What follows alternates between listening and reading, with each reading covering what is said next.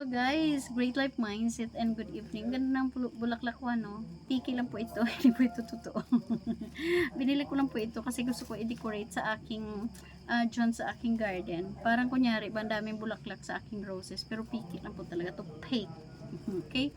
Hi, good evening. So pagsamantalahan ko na lang po yung itong time na to na kapag video po para sa inyo kasi kanina meron po akong friend na matagal na po talaga, friend ko na matagal na. So alam niya nung nag-start ako sa personal collection at hanggang ngayon. So 12 years na po in the making and 13 years na po sa February 2025. So, imagine, ang tagal na pala. So, ngayon, gusto ko lang po sabihin sa inyo, kasi yung tanong niya, bakit daw ba ako tumagal ng ganun? Sabi ko sa kanya, kasi wala akong pera. Tsaka yung family ko, paano na lang kung hindi ako mag-workout, diba?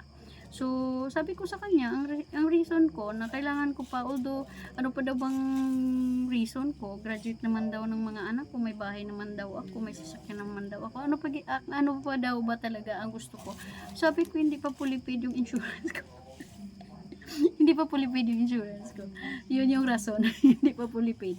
Pero anyway, sa mga nagpe-personal collection po na hindi pa talaga hindi pa talaga nagka-great life, maliit pa lang po talaga ng income, go lang po kayo ng go, ha? Gawin nyo lang po talaga yung basic, kung magkano gusto nyo, may equivalent production po yan.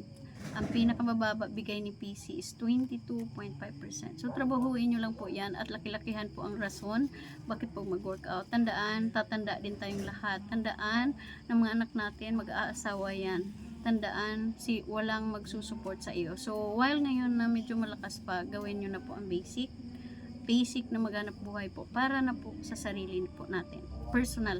So ang sa akin preparation ko po sa pagtanda is mayroon po akong insurance na long term na insurance na para pagdating ng panahon, buhay man o patay, meron po akong makukuha. So lahat yan po pine-prepare natin. So wag tayong katulad nung pinakitang video ni Ma'am Lane na principal nag-ending janitress. So I'm sure lahat po tayo nakakita noon sa pinakita ni Ma'am Lane. So actually alam ko na nakita ko na yung sarili ko doon. So kaya kailangan sa mga ka-PC out there, kailangan po nating gumawa ng paraan para may ipon po tayo pagdating ng panahon na matanda na po tayo, na mahihina na po tayo. So yun po yung word ko of the day, mag-prepare para sa pagtanda. So sa mga ka-PC, gawin ang basic para magkaroon ng income, magka-great life po tayo. So God bless everyone and Merry Christmas in advance.